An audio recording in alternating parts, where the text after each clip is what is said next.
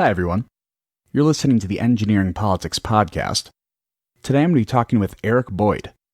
Eric is a friend of mine I met early on in the Locals Community Experiment.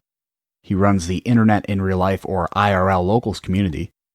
This community is about forming true connections with people, building relationships, and helping you achieve your goals in the real world. Eric does a great job at onboarding new creators to the Locals platform. So, if you plan on creating your own Locals community at locals.com, Eric is a great resource to use when starting out.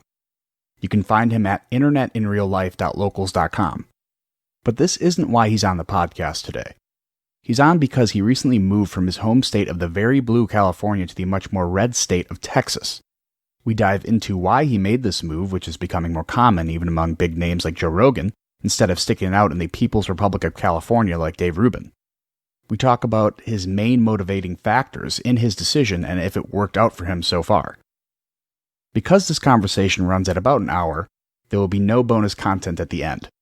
But I would still appreciate you joining and subscribing to the Engineering Politics Locals community.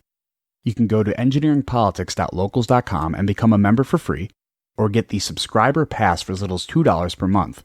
And you can also use promo code EPFREE for a 3-month free trial of the subscription pass. That's spelled EPFREE. I'll go over more of where you can find me and support this content after the show. All right, let's get this started. This is the Engineering Politics Podcast.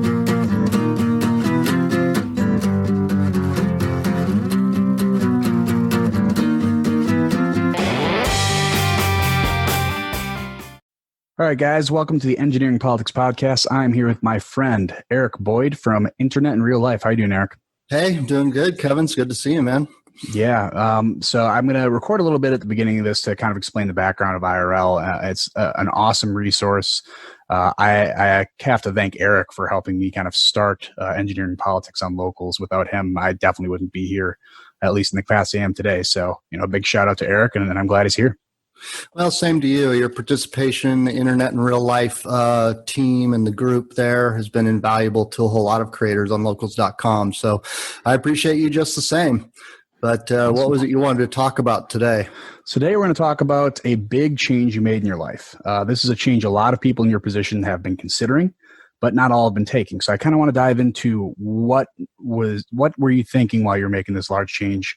And, why did you do it rather than stay? So the big thing we're talking about now, and I'm going to list it right out, the title of the podcast, you are from California and you moved to Texas. So you went from blue to red. I'm going to go through, how does it feel? Do you feel great? Do you regret it? Do you recommend it to other people? Or would you maybe consider staying if you could go back in time and say, maybe I should have made a different move. So we're going to start with, how long have you been in California? Well, I've been in California since the first minute of my life. So I was born in Los Angeles, and when I was 5 years old, my parents moved us to Northern California, to Silicon Valley area. I grew up in Fremont, California. People know Fremont from Tesla's there, and a lot of technology is there. Logitech is there. And then over on the South Bay, I've spent my whole career working in technology and tech startup companies, largely. So I've been there, had my whole life there, my career there, my family, my 2 boys there, all my life. Awesome. And when it comes to your kind of political leanings, I think we all know that California leans a little bit left. I'm not quite sure how far on the spectrum they are, but what did you grow up kind of left leaning and then you kind of red pilled yourself, as a lot of people say, or were you always kind of conservative, or did your parents kind of bring you up in a more conservative manner? No, I was brought up conservative. My parents are Christian, come from a Christian family, a Pentecostal sort of Christian family, and they always were very conservative. My mom immigrated from Norway, and my dad's family started on the East Coast, actually Ohio area, and then moved west over time. But back in their day, I think the Christian values were a lot more aligned with conservatism. I think they still are. But you say you don't know how far left-leaning California is. Well, look, I think everybody knows, and that's probably a little bit of a joke, that California and particularly Silicon Valley is as far left as the United States gets anyway, but probably even farther left than a lot of European countries. Oh, that's amazing. At what point, let's say, it was in grade school, high school, maybe after you got out of college and you started working, at what point did you really start to realize how far left the general state was compared to how you were brought up? Well, it's been a gradual drift over time. I mean, I'm 52, so I've been in California for quite a long time and seen a whole lot of phases going through from, Arnold Schwarzenegger being the governor over there and conservative, at least sort of fiscally conservative, but still more liberal. And I think it was probably during that time that I started to notice the drifting. But of course, growing up in California, not really knowing the rest of the United States or what the culture was much. I've got family that's in Texas and friends that are in Texas, and I've traveled around the country quite a bit. So I had some sense, but really sort of understanding the whole leftist drift towards socialism. I've always known that the policies in California were a little bit, I used to consider them, to be generous, okay, on the welfare side, on the social program side of things. But eventually you start to see that those social programs are actually doing damage to society and doing damage to the people that they're meant to help. And then in recent years, of course, the last 4 years, with all of this great division that's happening in the country, all of the gloves are off and all of the pretensions are off among the politicians, and they've just gone full socialism, avowed Marxist even, and it starts to become very apparent that it's not a matter of being generous, that they've actually had a plan to get people addicted to the government, to grow the power of the government, and to create this socialist society where everybody is dependent on the government and they have all the power. And it's actually designed that way. Wow. So I guess this next question you answer a little bit there, but what were your main motivating factors for moving out of your home state that you grew up in? Well, there's a lot of factors, and you also brought up the idea and the question of whether I would recommend it to other people. It's really a real big personal choice as to what you want to do with your life and what you want to do with your career. But there were a whole lot of factors involved. Really good friend of mine who I grew up with, my best buddy since we were 12 years old, he moved to Texas. Him and his parents and his sister and brother and their families all moved to Texas about 10 years ago. And they moved to Texas for some of the same reasons. They just were not big fans of the political climate, of the downward spiral of California in terms of freedom of speech, gun rights. They're big hunters and gun owners, that family. And so for a long time, they've been talking to me about moving out there out here. Now I'm in Dallas for the same reasons. Forget where I'm at. It's a brand new change that takes a little getting used to. But so they had those reasons for themselves. But my career had been in Silicon Valley, and all of the job opportunities and my colleagues, friends, family, as I mentioned, were all there. So it took me a while to want to move. I wanted to move out, but to have the idea that I could move out of California was a little more difficult. Absolutely. Now with coronavirus, number one, I was working for a technology startup company, and the whole COVID sort of crushed that business. And so I got laid off from that, and had already been thinking for quite a while about starting my own business. I'm in digital marketing. I do end-to-end marketing for technology startups and any sort of startup companies. I have a network of professionals that sort of work together. And all of that work, and another thing that's involved in that, is doing virtual events for Fortune 500 companies. But all of that work is virtual. All of the teams are spread out. My colleagues in that business are in California, they're in Oregon, they're in Denver, they're in Texas. And so now my business can be done from anywhere. And so I no longer had that requirement really to be there in Silicon Valley. Even the Silicon Valley jobs have gone virtual, work from home style of work. And so it's a lot less of a necessity for not only me, but for a lot of people to have to actually be there near their work so that they don't have a long commute, because we're all working from home at this point.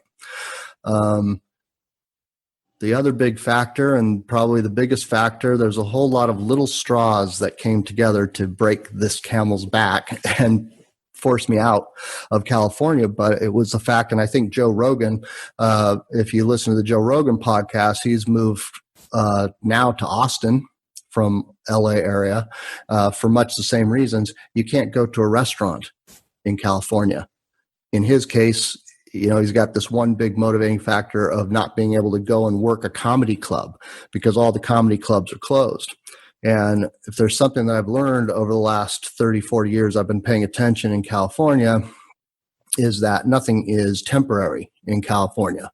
Once some restriction, some law, some thing is established, it goes on forever.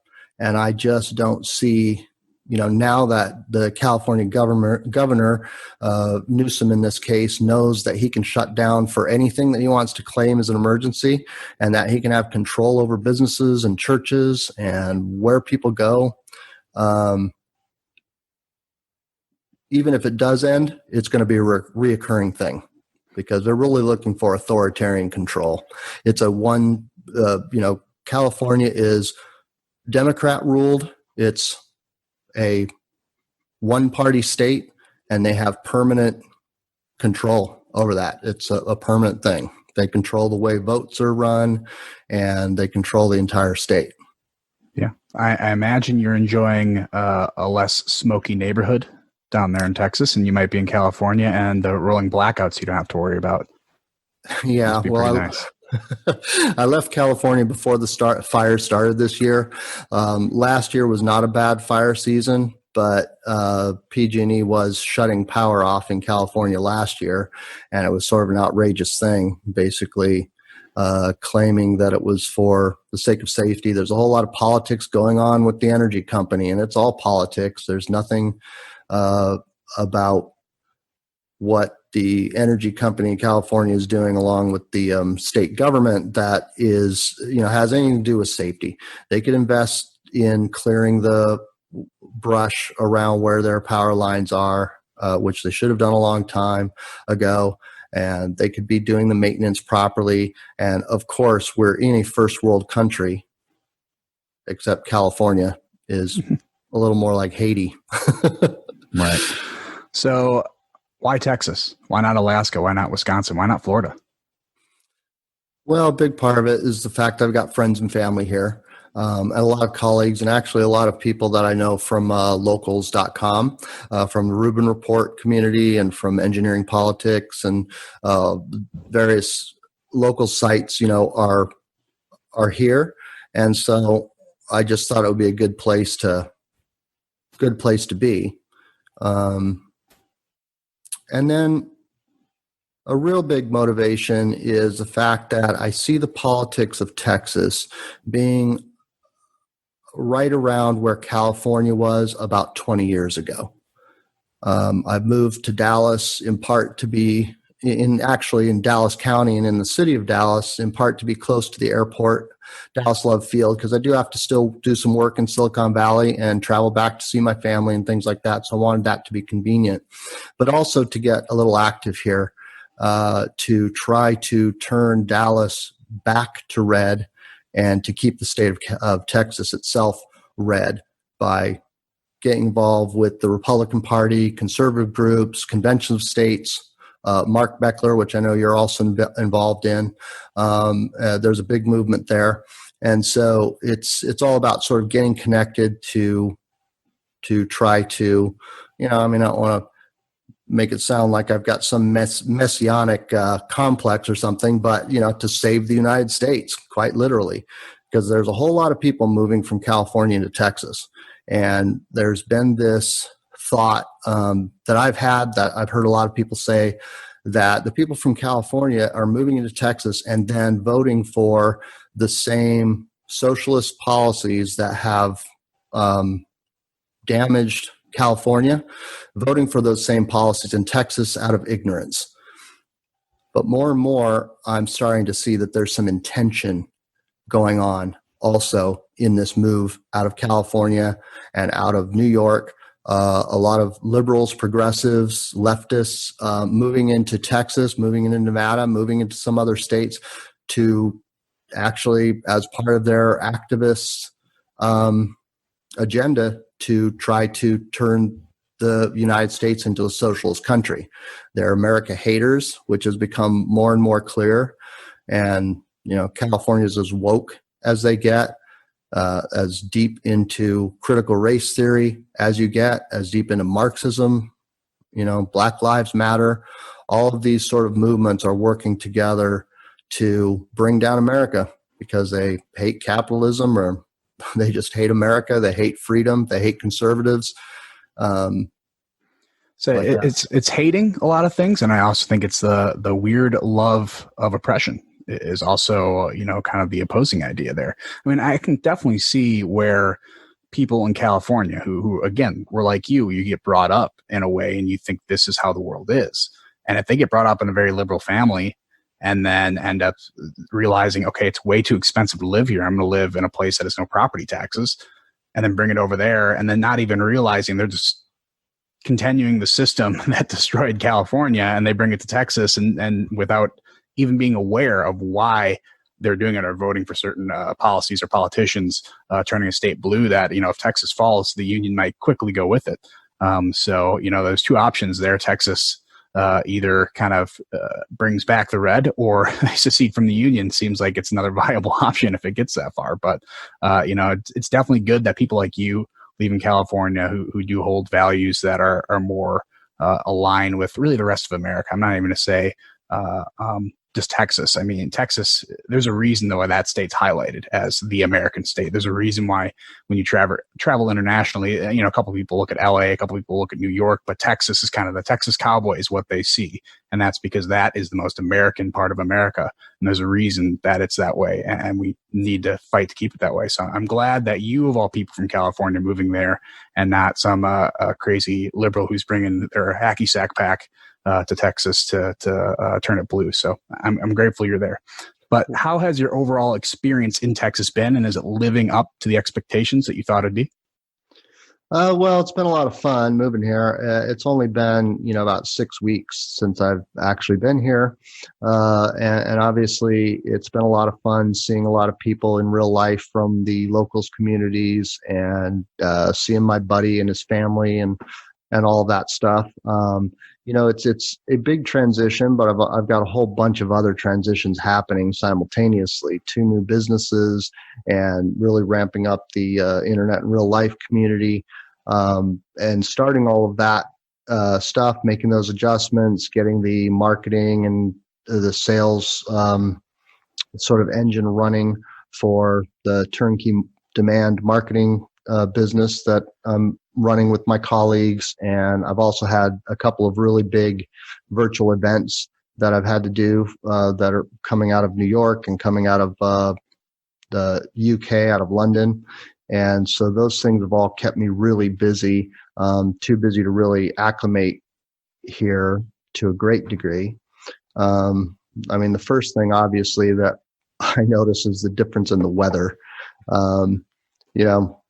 People talk about the weather a lot. In California, we don't actually have weather.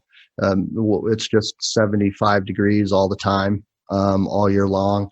But here it's been hot and wet, and a lot of rain and thunder and lightning, storms. There was the hurricane, of course, which didn't hit where I live, but a lot of the effects of the rain did come in. A lot of little tiny mosquitoes. Go outside, I'm attacked by 200 mosquitoes. It's a lot of fun. So, are there not mosquitoes in California? I don't even know. Well, there are mosquitoes, but they're 3 inches long in California, and there's not that many of them. So you see them coming, and it's kind of easy to swat them off. So just a whole different kind of atmosphere. I didn't really think that it would affect me too much, but I do realize now that climate is a big thing. That has a lot of effects. I'm an avid indoorsman, so I can be inside with some air conditioning. That's good. I mean, you brought up Joe Rogan before, and that seemed to be, because I'm an avid listener of his podcast, and that seemed to be his theme leading up to moving. It's like, but the weather, like all these reasons to leave, but the weather. So it's a strong motivating factor when it comes to moving out of somewhere. And it's like, well, what am I losing? I mean, we always think in terms of, rather than what am I gaining, what am I losing? And, that's a big thing with people in California. It's like, if you grew up there, I'm losing, more of my family. I might lose contact with them. I'm losing this beautiful weather, but you can see you're also losing the socialism tag. You're losing a bunch of taxes. If you're losing a bunch of these things that you're going to not care about when you finally move to Texas and settle down there. So again, a good thing you moved. Well, I'm sure I'll adjust to it. And, over time, it's not going to be something that you think about. So that's what my friends and family here say. Anyway, they don't even notice the heat or That's good. whatever. So to bring up another person who considered moving and then decided to stay, Dave Rubin, who we all know in locals, is certainly a big feature personality here. He also considered moving, but decided to stay. And his reasons to stay was like, I want to stay. I want to fight the system. I don't want to be, I think he may have used the word feeling cowardly and leaving his home state. Well, I guess not his home state. I think he's from New York, but leaving, where he built his company and where he built a lot of his following, and saying, I want to stay. I want to fight this from the inside and try to salvage, the great state of California, which is still a place that is vital to the United States.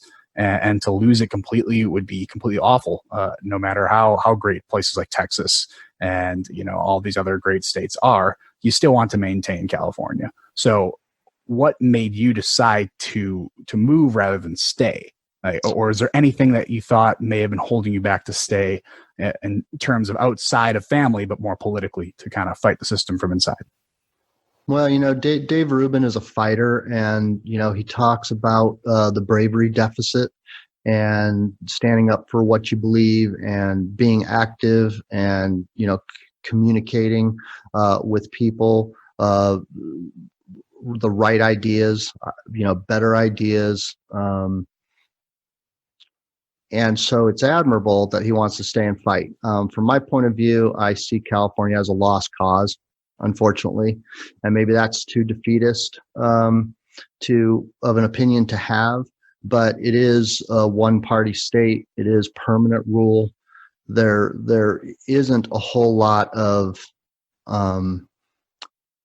hope that I see for California, turning red. But at the same time, obviously, there's improvements that can be made, along the margins. You don't want it to just slip away.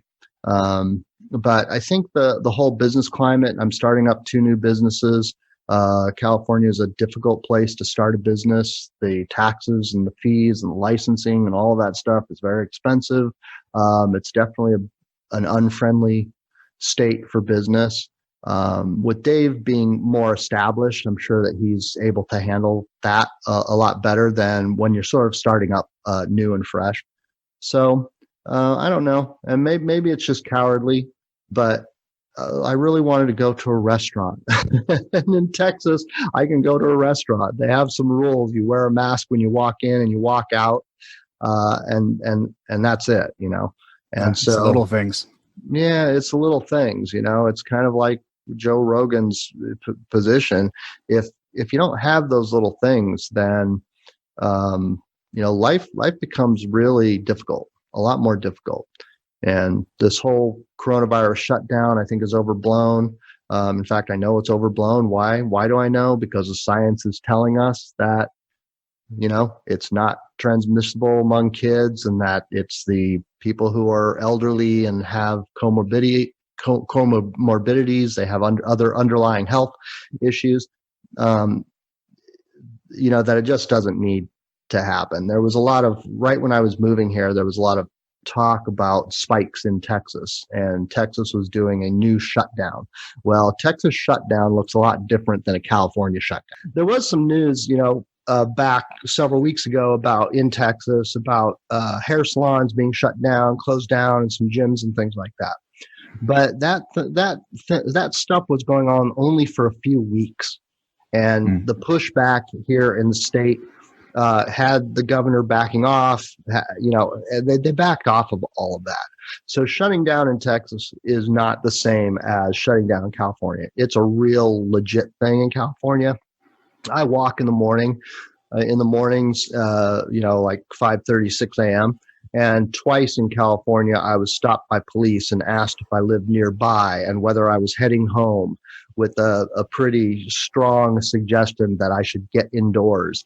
And that kind of thing, is not good. It's not American. I was out in the early morning by myself. There wasn't anybody around for, miles. So that kind of oppression, I had to escape that kind of oppression. Yeah, well, rather than sitting there and complaining about it like some people advocate you do, you actually did something about it. So that's a good thing. And even when, Ruben, again, I don't think you used the word cowardly, but I don't think you or I would say Joe Rogan's a coward. He's certainly someone who stands up for himself and says what he believes. And this is part of federalism. I mean, you're voting with your feet here. You're saying, I'm not going to be a part and contribute to the economy of the state that is using these funds and the power to do things that don't align with my principles and don't, frankly, align with the American principles. So I think what you did is just as important as what Ruben is trying to do by staying there and fight. You're just using two different methods, and they're both effective, I think. Yeah, I don't have kids in school, but that's another thing that Joe Rogan talks about, because schools are closed in California. And in California, not only are they not opening the public schools, but they're making rules to prevent private schools from opening as well. So it's all distance learning. And, we know that that's not good for kids,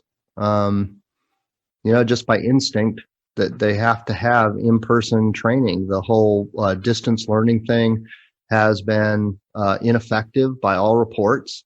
And Joe Rogan didn't want that for his kids either. So same thing with, I've got my buddy, his brother is still in California, but he has moved. His wife has a job in California, but he's moved with the kids to Texas just so that they can be in school. So just during the school year, and they've sort of separated that family so that their kids can go to school. So, California has just fallen off of the edge of what America is supposed to be, and really any kind of freedoms at all. I often talk about the fact that the Constitution of the United States has been abolished without a vote and without a revolution. And some people think that I'm being dramatic about that. But when you aren't allowed to go to church, where is freedom of religion? When you're not allowed to gather for a protest or for a march or for any reason whatsoever. Not for the wrong protest, you can't. Well, though that's right. That's true. Of course, Black Lives Matter can protest and gather all they want. So the hypocrisy is a whole nother side of it. But that's your right and freedom to peaceably assemble. They're just removing the Constitution without, by basically gubernatorial fiat. Yeah. You bring up a great point when it comes to kids learning. I'm interested might be the wrong word, because I have a son and daughter in school, both doing virtual learning, and I want to see what the outcomes of virtual learning are, if you can benchmark them for the progress of kids who are in school who can learn compared to kids who are not allowed to be in school and learning. Because it's impossible for kids at that age to focus, and they're definitely not going to get the learning that they deserve at that age. So it's going to be interesting to see. Also, you bring up if you believe in science, a phrase that I hate with a passion, because science is not a religion or ideology. You must prove science, not believe it. You have these kids go in school. None of them are going to. statistically 0% of them are going to be hurt by the coronavirus. They're more likely to be hurt by the flu in any significant way than coronavirus. Let them go there. When they come home, we're not still, I don't believe we're 100% sure on what happens when you can pass along coronavirus when you're asymptomatic, how effective that is. It seems like kids, it's very difficult for them to pass on at all. But, people like Ben Shapiro bring it up for colleges. We're seeing these spikes in COVID cases because colleges come back in and you have all these young kids who are going, in each other's dorms, and they're not going to social distance. They're going to do the exact opposite of it. But, let them get coronavirus, let them spread it around, keep them in the dorms. And again, statistically, 0% of them are going to be negatively affected, and let them, build herd immunity. And I think that seems like the best way. Now, we don't know how effective herd immunity is, but again, you need to quarantine the people who are at high risk and not quarantine all the healthy people, because all you're going to do is destroy the economy. And all you're going to do by that is bring along despair and just move deaths from one category to a different category. And it's not very effective. Yeah, whether we have answers or not about what's going to happen, there's a lot of data now that shows that transmission by younger people and by people who are asymptomatic, is rare. There's quite a bit of data about that. But no matter what the data says, you just can't shut down life. You can't shut down countries. You can't shut down the economy forever. You can't stop living. My parents came out and visited, and they're, 72 and 76, and, they're older, but they're in good health. And they're the ones that raised me in sort of a conservative way. And they look at the science and the data too, and they wear a mask and they social distance and they do all of those things. But, they traveled and came and spent a week with me because their main thing that they're saying is they don't want to stop living, before they're dead. Because what are you going to do? Hole up in your house for the next whatever and then die alone? You just can't live like that. Yeah, they're going to be held up in their house until the next Democrat gets elected, and then they'll be able to magically go outside, I bet. But We'll see what happens in November. This is the attitude that I think, and it would be really interesting to get your perspective as the cultural difference between California and Texas. In my opinion, the most effective strategy the government could have taken to tamp down coronavirus would have been to suggest masking, to suggest social distancing, and not mandating it. There is a great American tradition of listening to a government official, giving them the finger, and then doing the opposite thing of what they told you to do. And that's something you'll probably see much more in Texas compared to someone like California, where they need to believe in the legislators and the government officials, mostly because they have a ton of power and they can really affect their lives. But because all these mandates came out, I think you've had all these people purposefully do the opposite thing, and it makes it worse. And when you treat the American people like they're children, they're going to act out like children act out. You need to treat them like responsible adults and just say, hey, guess what? Wear a mask, socially distance. We're not going to mandate anything. But again, for your best health, try to do these things. I bet everyone would have done them without question, because they're like, yeah, like they're not forcing me to do it. I don't think there's any sinister intent. It just seems like people want to give us useful information and protect ourselves. Yeah, well, the mandating and the shutting down of businesses by force and shutting down of churches by force, that's un-American. It's unconstitutional, I think. I'm not an attorney, of course, but I'm hoping to see lots and lots of court cases coming out of this year against the governors and against the states, by businesses, by churches, by individuals, because we really do need some good court decisions that are pushed up to the Supreme Court to sort of reestablish freedom in America and the Constitution in America, because it is actually being disrupted and abolished by these fiats and by these government mandates. Now in Texas, they weren't doing them. They weren't doing the mandates up until a couple of months ago, and it was right as I was getting ready to move that the governor here, Abbott, announced that there was going to be fines for that. Everybody had to wear masks in public, and there were going to be fines if they weren't wearing the mask, and did make it a mandate. And I wrote a letter to him saying, hey, I'm leaving California for this reason, because of this kind of tyrannical oppression, And I put in quotes because I don't want to be overly dramatic about it, but the reality of it is it's just not right. It's not constitutional. Now, there's stuff going on behind the scenes because the CDC has been given a whole lot of money by the government to put out these rules and with the freedom to distribute it to states. And so there's a lot of economics going on. I've got a lot of friends that work in the hospital systems, both in Texas and in California, and they're being given money for reporting coronavirus cases and for doing certain things and mandating certain practices and all this stuff. There's a whole lot of money going around. And so, unfortunately, I think that the changes that happened in Arizona and Texas and in Florida around the whole hype about the surge and the spikes in those states has a lot to do with that money. And that bothers me as well. Yeah. Your story from putting in your letter saying, hey, I just came from California and now I'm coming here and starting to see the same stuff. It reminds me of someone escaping Cuba coming here and say, socialism, communism, no, I just came from there. Please stop. This is what I just ran from. So I think your voice should be amplified much more than most, or at least be taken seriously. Yeah, I've seen these videos from people from Cuba, from Venezuela, who have come to America or are still in those countries warning America about the slide into socialism and how devastating it is to people's lives and to freedom and to the economy and everything. So it's not like we don't have history, and it's not like we don't have examples around the world of what can happen in these cases. And I don't like the fact that the coronavirus is sort of tied to this slide socialism, but it really is, because it's those Democrat-run states that are really turning the emergency into an opportunity to push authoritarian agendas and to pass policies and to also just see how far, without even passing a law or a policy, that they can push their agenda. So, yeah, I'm here to try to stop that from happening in Texas. Good to hear it. Yeah, man, I'm glad you made the move.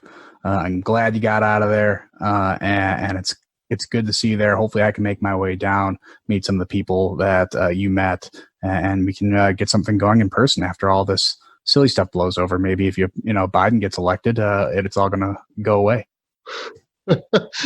Yeah, so that's what we're hoping for. Biden gets elected so that everything will open back up.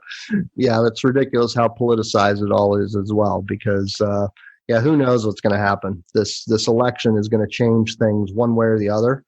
Things are going to change, but hopefully for the better, and hopefully it's not with everybody in the United States giving in to the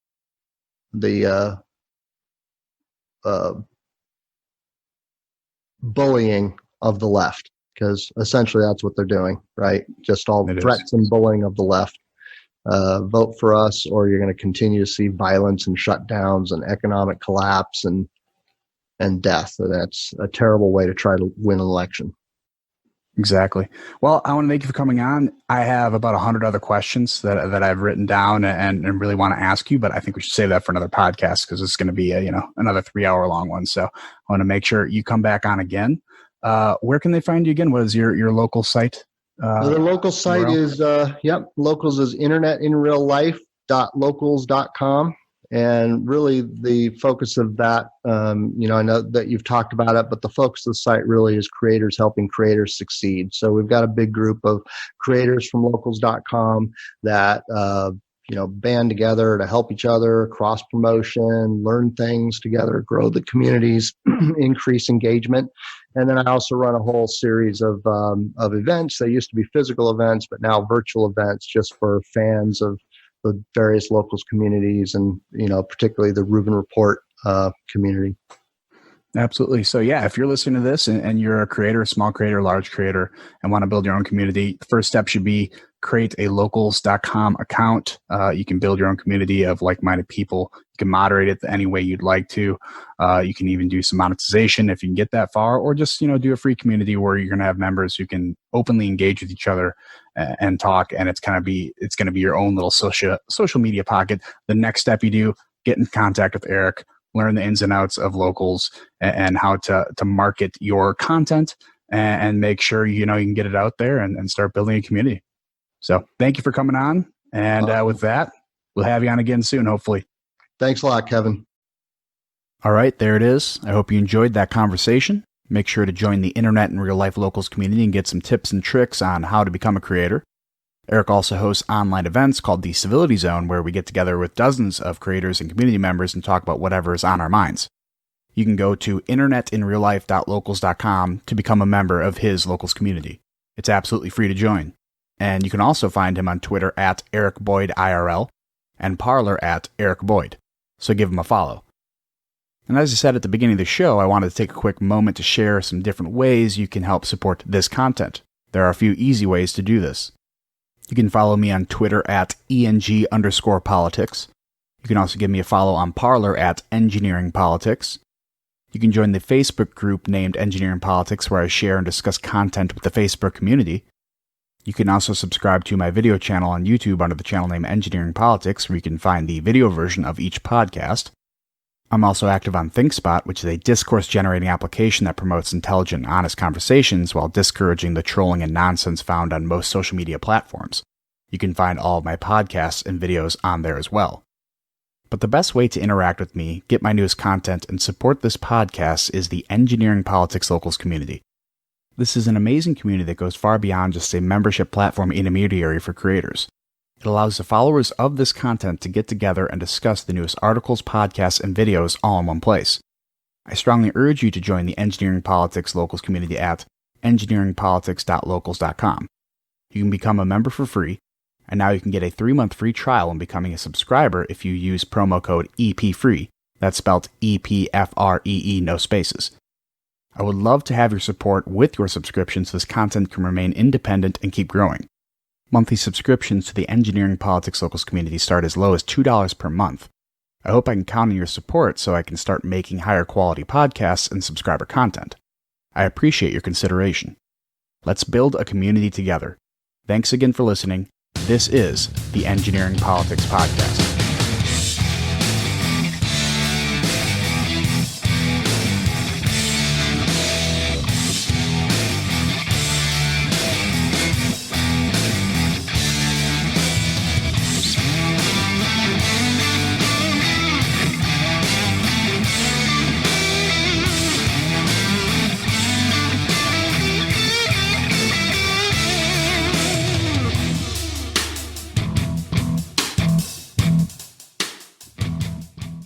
None of the persons, podcasts, books, or other references other than engineering politics used in this work directly reflect my ideas and/or personal beliefs, nor should they be held accountable for anything said during this podcast.